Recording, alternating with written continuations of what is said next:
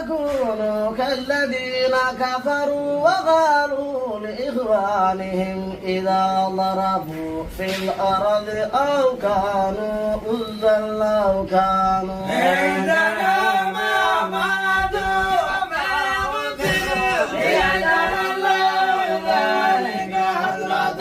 في قلوبهم والله يليق من تولوا بما تمنوا ولئن قتلتم في سبيل الله يمتعون مغفرة من الله ورحمة خير مما يجمعون ولئن متم أو قتلتم لا إلى الله تشرون بما رحمة من الله لنت لهم ولو كنت فظا غليظ القلب لانفضوا من حولك فاعف عنهم واستغفر لهم وشاورهم في الأمر